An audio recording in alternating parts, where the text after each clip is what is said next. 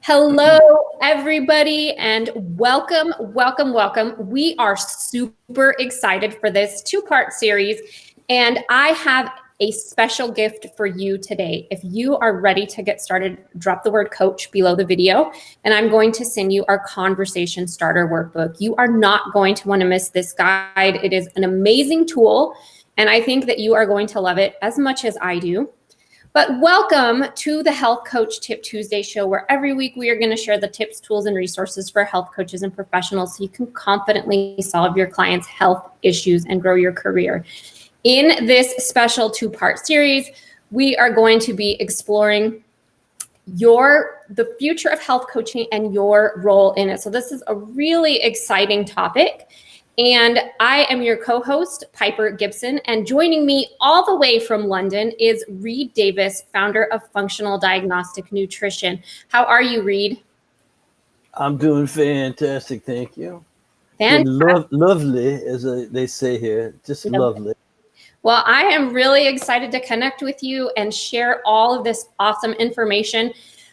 You know, I'm here in New Mexico. Reed is all the way in London. So we would love to know where you guys are joining us from today. And I know that we had people who were joining from all over the world. So I would love to know where you're joining from. Let Reed and I know where you are joining us from. Yeah, great. It's wonderful over here. It's about 8 o'clock at night. I know in my home territory, California, it's probably noon. It's noon. You know, so yeah, it's kind of weird being in the future. I'm in the future. Well, Reed's joining us from the future. We have Brianna joining us from California and Lyric joining us from Kosovo. Stevie is here. Buddy is joining us today. We have a ton of people on. We have Pakura from Romania and Bucharest. So welcome, everybody. Wow, that's fantastic. Yeah, we have somebody, Lee is joining us from Chesapeake, Virginia, and Buddy is in Arkansas. So we are super excited to have you guys here to share all this information today. Kat is joining us from California. So Reed, I would love to talk about the future of health coaching and everybody's role in it. Hey, Jen Malacca is joining us from San Diego. Hey, Jen. I see a big crowd on here. Thank you guys for being here. Love you and hope to help you in some way. Hope you get some kind of a inspiration today. Yeah. If you guys have questions for Reed along the way, drop them below the video. We would love to answer any questions you have for us. This is about you and how the future of health coaching involves you and how it can change for you. So let us know what questions you have today. But Reed, if you are ready, let's get started. I'm ready. Ready when you are. Awesome. So one of the first things that we want to talk about is how to get yourself healthy and how to help others do the same. So what are some of your best tips for this? Well, if you want to be a health coach, and just to remind you, I started over 20 years ago in the last century helping others. And at the time, I didn't have any health problems. But as I noticed that I was getting older and things, that I needed to start setting a better example for my clients. And so that became one of the main foundations of FDN, or Functional Diagnostic Nutrition. I ran all the labs on myself. Every time I learned about a new lab, I'd be talking to the lab scientists or whoever it might be doing their education and learning. I'd say, hey, send me a kit. So I would do the testing myself. And I'd go, wow, there's something I didn't know. And there's something I can improve a little bit, maybe not much. I mean, it's not like I ever had cancer or irritable bowel disease. I've never had any of those things, but there's always something. Maybe your hormones need a little more balancing. Maybe your digestion isn't working quite perfectly. Could be your liver's a little congested, all those bad things I used to do when I was younger. So I've worked on those things continuously. And so I would have to say that walking the talk is the number one thing you could do to be a successful health coach, is do it on yourself first. And you do the same thing, right, Piper? Absolutely. And I agree with that 100%, that if you want to help others, you truly have to put yourself in their shoes. Amen. So that's one thing, and then, you just have to also, I think, make a really good living. You got to be a professional. You can't be a work out of your trunk health coach. No one's going to go for that. So you've got to be professional. You have to present yourself adequately, that you know a little something, and that you really want to help people. That's probably number 2 on the list. Besides being willing to walk the talk, you've got to really want to help others.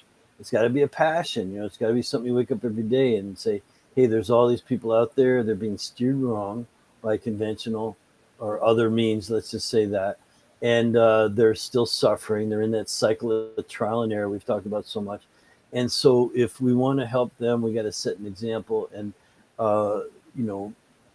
number 2, I guess, is just that really strong desire and an ability to coach, get the training you need, and these kind of things.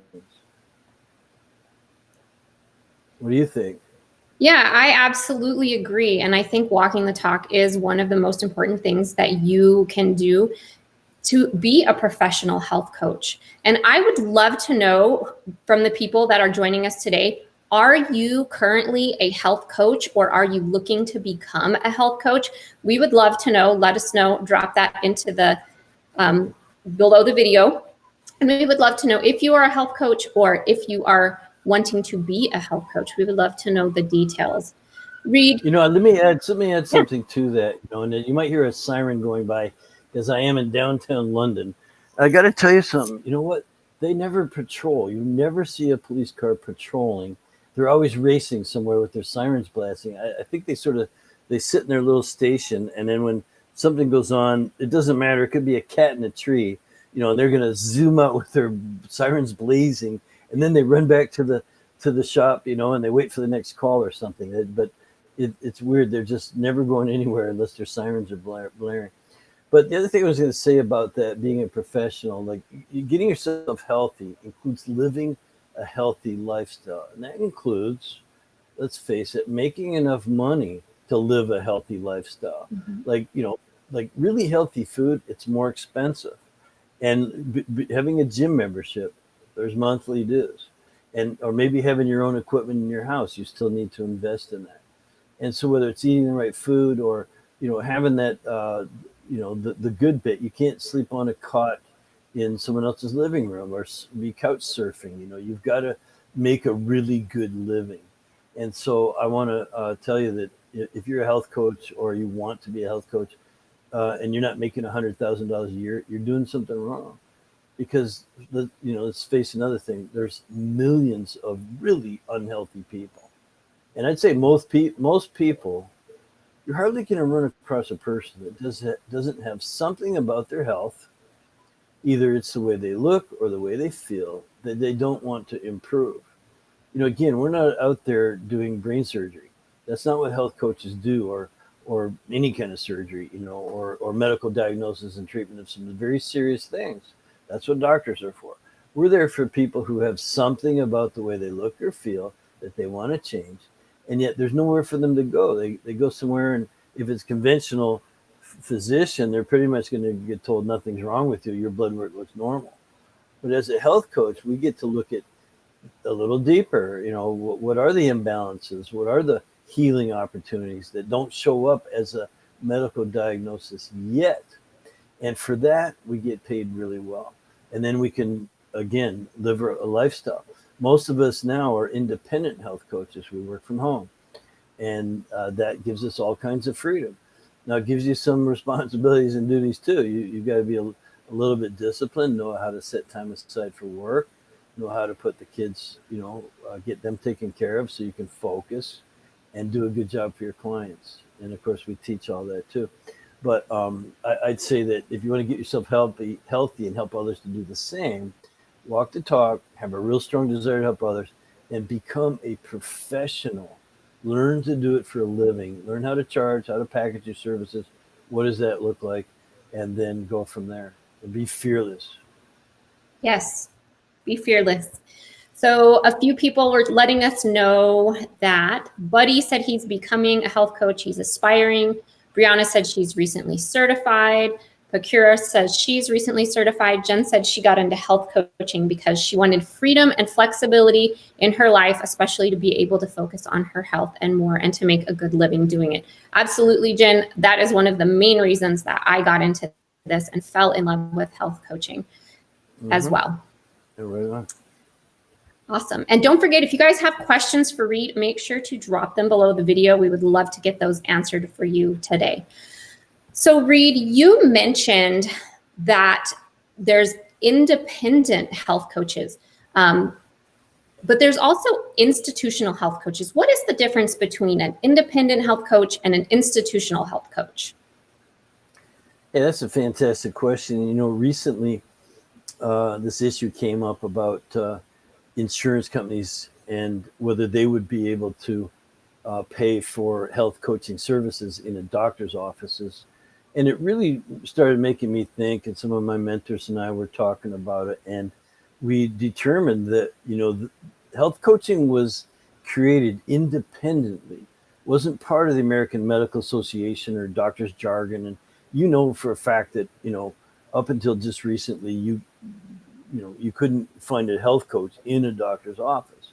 Well, doctors are starting to see that their patients are getting great success with health coaching outside of their offices. So someone who had a medical condition might have hired a health coach, an independent health coach, someone working for themselves, or maybe with a couple others in a group or something, but still independent outside the office. They're not entwined or ingrained in the medical system, at least not yet. And so doctors notice things and they're saying, hey, you know, how come you don't need drugs anymore or something like that? You know, like, you know, they were about to do surgery and all of a sudden they don't need it anymore. I mean, miracles do happen. It's not all as dramatic as that, but it comes from health coaching. It comes from people learning from health coaches how to live better. You know, for the most part, a lot of these chronic degenerative conditions come from how you live. And so if you lift yourself into a problem, your chronic fatigue and you're overweight and you can't sleep and your sex life isn't any good and you can't build muscle and you don't feel like doing anything, you certainly don't feel like you used to feel. There's things about the way you look and feel that you really want to change. So you didn't get help from a medical doctor, so you went outside of it. And that's where a good professional health coach can really help you. Well, now you're back in the doctor's office, let's say, for that thing, and it's gone or it's under control and you've done it yourself. You know, you've sort of self-healed. And so doctors are taking note of that and they're starting to give credit, you know, coaches, health coaches have earned credibility in that circle. And so the only concern I have is, and it's fine if people want to take a health coaching course and then go work in a doctor's office, that's awesome. You know, I'm sure you're needed. I'm sure you'll do some good work. But we don't want, at least my personal opinion is that we don't want health coaching to become something that just perpetuates the symptom removal and management of disease process. So for the most part, we have to recognize that Western medicine, quote unquote, Western medicine, is disease management and just the control of symptoms. And health coaches could be used for that. So in a way, not pointing fingers or saying it's a horribly bad thing, but the word health coach is kind of being commandeered or appropriated by Western medicine. Why? Well, because it's really useful. But we want to make sure that people understand that independent health coaches are trained to work with you on things outside of the box a bit. At least they're more in our backyard versus the medical backyard. So again, I think that's the answer to your question. Independent versus, it's not versus, it's independent and or institutional health coaching. You could be both. You could be one or the other. You could be very happy helping others. Remember, you want to get yourself healthy, set a good example. Matter of fact, as an institutional health coach, you might be the only person in the office that's setting an example. Because if you're like me, you've been to doctor's offices and no one looks healthy. Mm-hmm. You know, so including the physician. And so we're a different ilk, if you will. We're a different community. We tend to Again, walk the talk and let that be the shining start of any relationship. So I'm all for independent health coaching. And this is what I think I heard you say, Jen, say that she contributed, that she wanted to have the flexibility. Well, if you're an institutional health coach, you probably won't have that flexibility in a number of ways. Would you like me to elaborate on that, or? Yeah, I would love to know, some of those ways. So please elaborate. Yeah. Well, first of all, you're going to work in an office. That means you got to commute. You're going to have to go in there, and you're going to have your, you're going to have pants on. That's true. I can work without pants, and I'll just keep you guessing on that one right now. But you know what I mean? It's like you've got to get up, you got to get going and get into the office, and you're going to be there, and you're going to have a lunch break, and then come back, and then you're going to go home at a certain time, and that could be fine. Again, you can sort of say, hey, I helped some people, I coached them up on this and that, and whatever it was that the doctor wanted you to do and say, and their approach, and again, you could do a lot of good. I'm actually very happy. I'm open to any discussion about expanding health coaching to include doctors' offices. But that flexibility would be gone, or being able to work from your home. And me, when I'm back in California working, I do work very hard. But when I want to go out in my garden, I go out in my garden. I schedule it in. When I want to ride my motorcycle, I ride my motorcycle. I schedule it in. Again, I'm working as hard as anyone, but it's on my time. And so that's one thing. The other thing, of course, with the institutional health coaching is that they're going to work for the wages that you won't be able to set your own wages. You're not going to be able to walk in there and say, I earn $200 an hour. Do you have a job for me? They'll tell you, no, we don't. You can't make that kind of money here. So the flexibility that Jen mentioned won't apply to the hours and demands in your time, and it won't apply to the amount of money you can make. Believe me, when health coaching is, if this, they're called procedure codes or CPT codes, if these procedure codes that are proposed by Western medicine now, if they're ever approved, probably in 3, 4, maybe even 5 years, who knows, then they won't be paying the kind of money that independent health coaches make. You'll work in an office, you'll work their hours, you'll work for their wages, whatever they decide they're going to pay. And so I think in that sense, you won't have the flexibility and freedom that Jen was talking about. And those could be very, very important things. Last but not least is, I think we've kind of covered, you won't be able to say everything you might say as an independent health coach. You'll be helping that person in perhaps even in a big way with diet and exercise and lifestyle recommendations. But if the doctor says they're on XYZ plus XYZ drug and they have to go get their prescriptions filled and they have to do this and that, then you'll be part of that too. You'll be part of that. So you'll be coaching them up on that stuff as well. So I find that a little bit limiting. And remember, independent health coaching started outside of that system. And anything that gets sort of dragged into that system is going to be, I think, diluted to some degree. I agree. We have several people on with this read that are health coaches. So Alexandra says that she actually became a health coach after being helped by an FDN.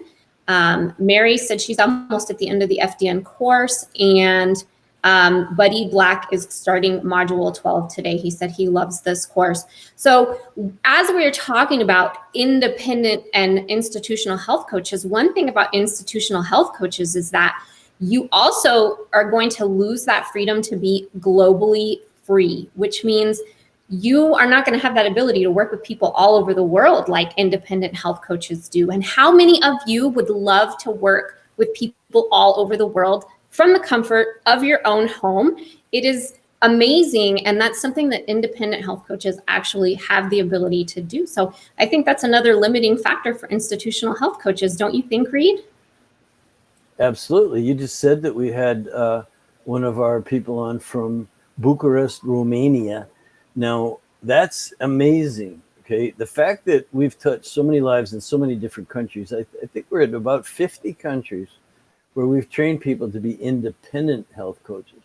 There's no way that we can teach them to be institutional health coaches because we have no idea what those institutions are, how they think, how they operate. We can kind of guess that it was mostly Western medicine. but you can't make people fit into that. But we can teach people to be independent health coaches, and you can charge what the market will bear in that market. Like maybe in Bucharest, Romania, wouldn't be quite the same as San Diego, California, but still be an independent person. By the way, I met an Uber driver who was from Romania just yesterday here in London, and he was the most engaging, friendly, person. He was so excited to be, working in different countries and traveling and back and forth, even with the damn virus thing that's going around, and having a good time. He was a very entertaining, lovely gentleman, and I told him that we had students in Romania, and he was like amazed, but that's how it goes. You can have, if you can have students there, I know you can have clients there. And a lot of people from foreign countries, they know someone who's in the States.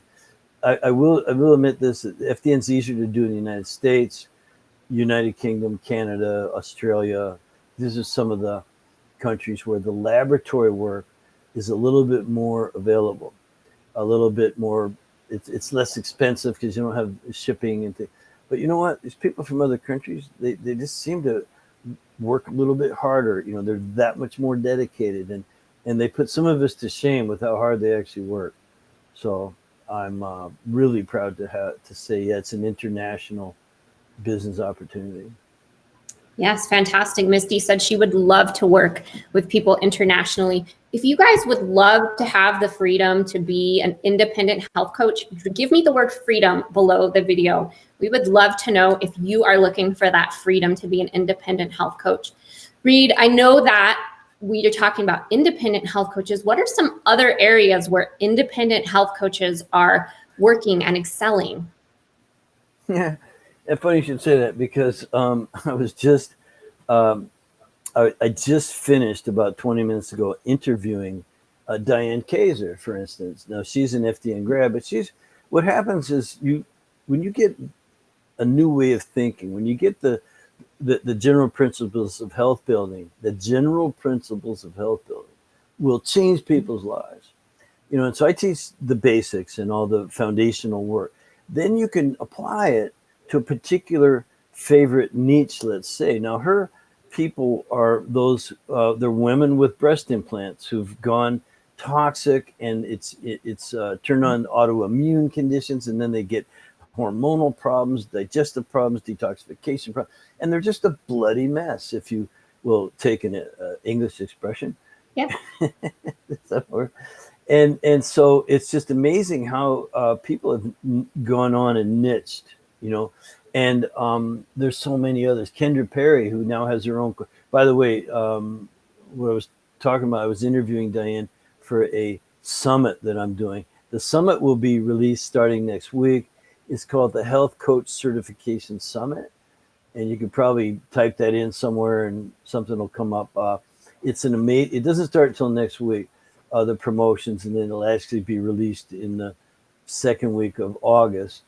But it's just an amazing. It's an amazing thing. I'm interviewing 30 top health coach certification course founders or teachers or owners or and several FDN graduates are participating. Why? Because to answer your question, you said, what other opportunities are there? You can go on and be anything you want in the health field. You can then sort of go out and specialize in, maybe it was your particular, like with Diane, she had the breast implants and they ruined her life. And she was like this person on the cover of fitness magazines, looking all tan and built and all that sort of stuff. And yet she was really sick inside, and she was sad inside. She was unhappy. And so when she got brave, and she credits FDN, and it wasn't a commercial for me, believe me. It's just the truth. Same thing with like Kendra Perry. She teaches a course now in hair tissue mineral analysis. Why? Well, because she found that that's the way that she kind of looks at things, and it's cheap, it's really cheap. And the HTMAs, and so she's found a way to help others based on the general principles that she learned, but just with a bit of creativity added in. And look at Jen Maleko, same thing. She's got one of the most thriving businesses I can imagine. And she turned her attention to, well, how do I help people make this a profession? I think that's something I touched on in the last question you asked about, the differences. But the professional FDN can make, or health coach can make a really good living. So she turned her attention that way. Laura Adler's another one. She's the toxicity expert. Yeah. She just really likes that area of, and it's a toxic world. We're all swimming in toxicity. Dr. Russell Jaffe, a friend of ours, calls it marinating in a toxic soup. And of course, we've studied the environment. We know it's pretty bad. And things like that. So you can write books. You can become a blogger. You can do anything you want to your heart's desire when you have foundational principles to guide you. And I think that's really amazing. We've got others who not just one, but I'm thinking of one in particular, Kylene. She went on to get her master's degree in applying nutritional therapy to people with cancer. Why do you think?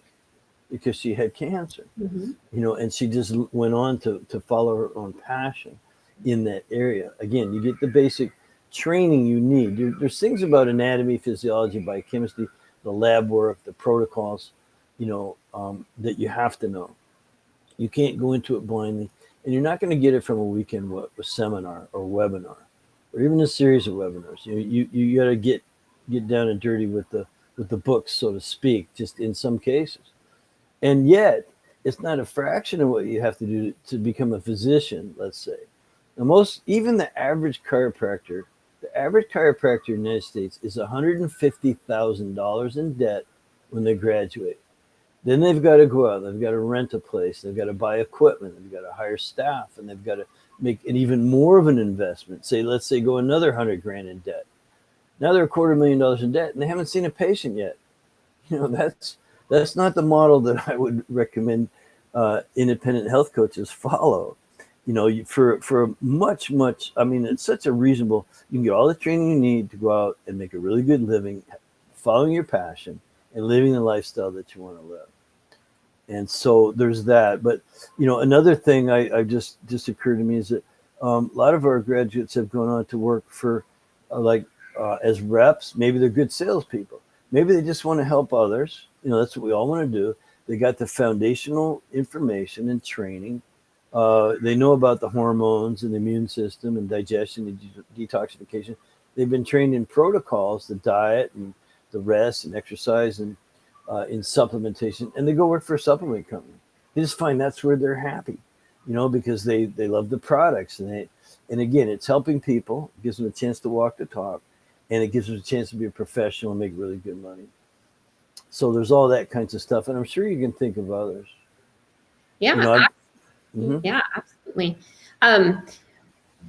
We would love to know if you are super excited. I'm really, really excited about what Reed has to say. And I feel like the future of health coaching is so bright. We have to wear shades. It's amazing. And the opportunities are out there. So I would really love to know, are you excited? Let me know if you are excited. Drop the word excited. Give me your emojis. Let Reed and I know that you are really excited about what he is saying today. I'm excited. Let me give you a couple other examples. Over the years, the very first course I ever taught was in 2008. And that's after I spent 10 years working in an office, kind of hammering out the investigative system that we use. And now, by the way, it's a real system. It's a way of thinking. Labs come and go, labs change. There's new labs. We have to study them. We have to look, are they better than the labs we were using before? Or are they just some fancy bells and whistles thing? So we've got to discern all that. But once you have a system, and then you have the protocols, our protocols aren't medicine. They're not like doctors treating one thing. Our protocols work on every cell, tissue, organ, and system in the body. People just get really healthier, and that works. And so one of the first students I ever had was Sean Croxton. Now, he became an FDN practitioner, helped a lot of people, but his niche became podcasting. So, and he podcasted for 7 years after he got the training in 2008. I was his first guest. I was his second guest because he couldn't find anyone for the next week. It was kind of funny. Can you do it again? I'm like, hell yeah, I can do it again. There's still people that show up who saw those first two podcasts, by the way. But then I was a sort of a regular guest, but he interviewed hundreds and hundreds of top notch, like functional medicine practitioners, authors, and product developers, and all kinds of really cool people, researchers, and that sort of a thing. And then I was his last guest 7 years later. So again, I did plenty in between, but you know, you talk about a guy who took something and ran with it. Sean Crox is a guy you want to look up to. Another one of our graduates is Jason Prawl. Now if you look up Human Longevity Project, you'll see one of my other former students, you know, a guy who graduated, because you can take this type of training and then you be yourself. Don't imitate me. Yeah, I'd love for there to be a couple million you dutiful soldiers out there just doing the work, but that's not the idea. Is that you get to be yourself and create it. Jason Prawl wrote the Human Longevity Project. Josh Trent, you look up Wellness Force podcast. There's a smart guy. He does an amazing podcast. Michael Rossline, the Rubba Health Tribe. Wendy Myers with Myers Detox, and so many other people have just gone on to do things. And I really sort of love that you know, I was able to put a little spark in a few folks and give them some basic training that you can never go wrong with. Yeah, you absolutely did. You gave those people a spark, and I think you've given many other people a spark. And one of the things that I think is going to give all of you a spark is our special gift today. We have a great tool for you. It's called Stop Selling and Change the Conversation Workbook. So you want to drop the word coach below the video so you can grab this workbook. You are going to love it because it's going to give you all the tips, tools, and resources you really need to change the conversation. So make sure that you drop the word coach so that you can get that workbook. So do you want to give some advice today, Reed? Sure, what on? Awesome. So Misty said she's more overwhelmed after multiple certifications and she doesn't know what to focus on. What do you recommend? What's your advice for refocusing? What problem do you solve and who do you serve? Just get up tomorrow morning and just go and get connected. Don't have the TV on, you know, be by yourself, be in a meditative state, which means breathing slowly. Try to get into the parasympathetics. You put your feet on the dirt if you can, if it's not freezing cold or something. And then you get connected and you breathe and you say, what problem do I solve? Like, what do you really feel is what's the answer? And then who do I serve? And if you focus on those two things every morning, you'll find a direction. It will come to you from an area that is not in your conscious mind. It will come from your subconscious, because you know somewhere in there the answer to those questions, and more importantly, probably the direction you need to go in. Now, you might say, you know, you need a little more training, or you need this, you need that. Don't focus on those things right now. Really write it down. What problem you solve and who do you serve? And guess what? From the universe, you know, but this is the way it works for me. You know, someone will show up that needs your help. They'll have that problem. And they'll be the kind of person that you want to talk to. They'll be resonating with you. Why?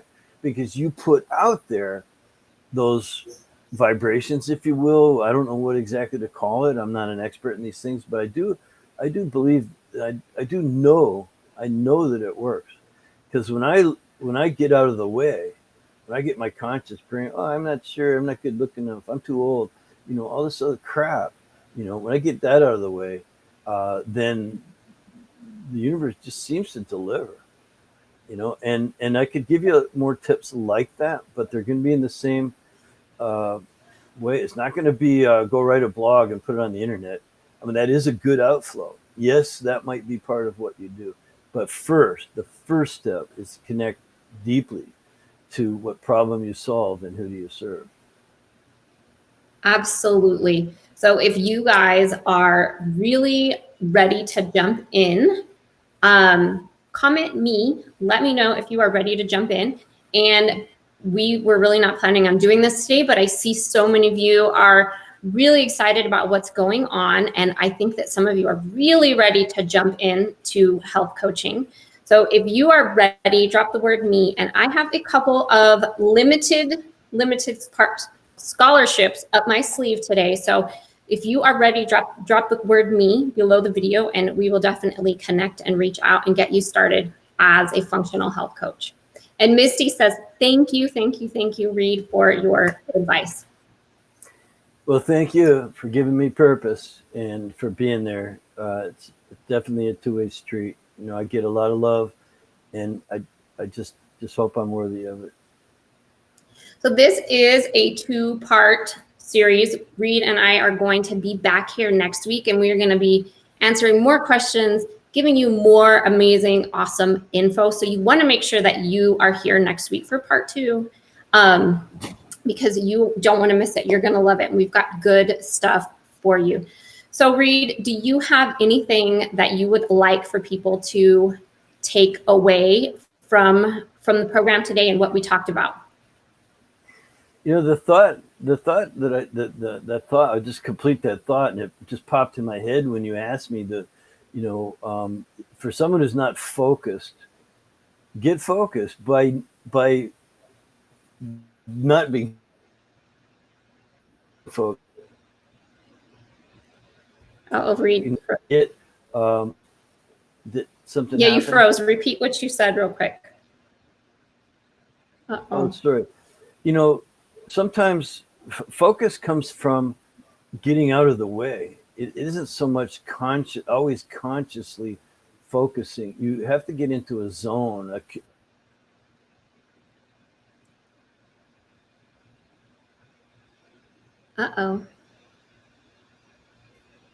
Reed, I think we might have lost you. You are frozen. Technology served us well for 37 minutes. Let me see if we can get Reed back on so he can finish his thought, everybody. And Jan, I will actually ask Reed that question. Reed, you froze again. So now you have to repeat it again. Well, can you hear me now? Can you hear me now? Can you hear me now? I can hear you now. We're good. What I said was just about getting creative. So the way out of every problem is creativity. You can't solve a problem in the same state of mind you were in when you created it. You've got to get into a different state of mind. And creativity is that state. And it's about getting out of your own way and getting into more parasympathetic. You have to breathe, and you have to let stuff go and think about things like, you know, what problem do you solve, and who do you serve? And then whatever you're inspired to do next, do that thing and stick with it as long as you can.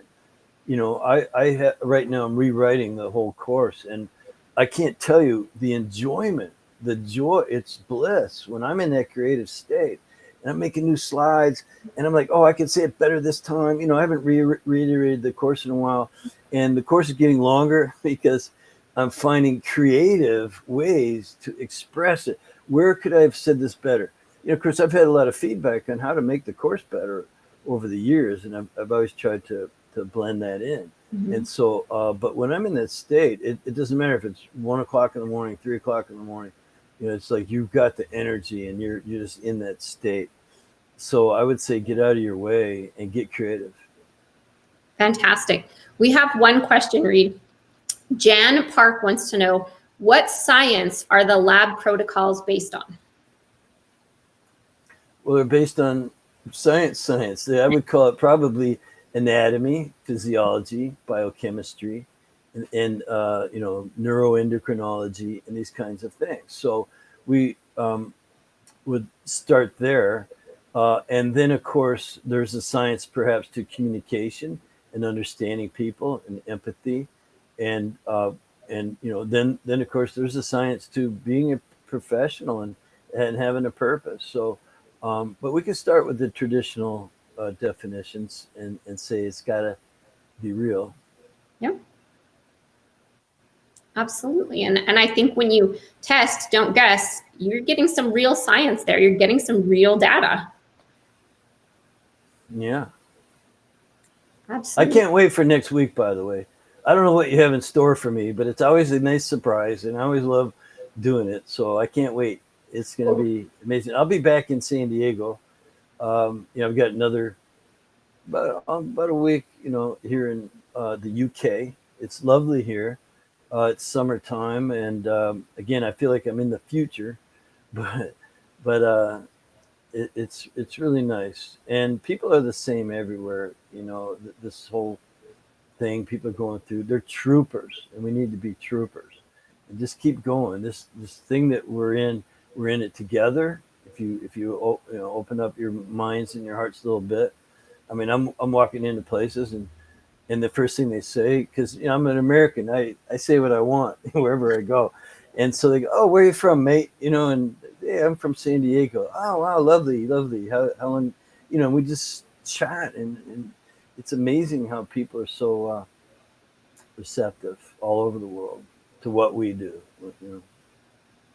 Well, good. I'm glad you're having a great time. You seem so revived, and so that's really awesome. Everybody, if you commented me and myself, Piper, and the CR team will be reaching out to you. We can definitely reach out about those partial scholarships I have available. And Reed and I will be back here next week with more awesome, incredible information. So thank you guys for joining us for part 1 of this special presentation, and we cannot wait to see you all next week. Thank you, Reed. Good job, Piper. All right. Thanks, Reed. We'll see everybody next week. Bring your friends. Bye.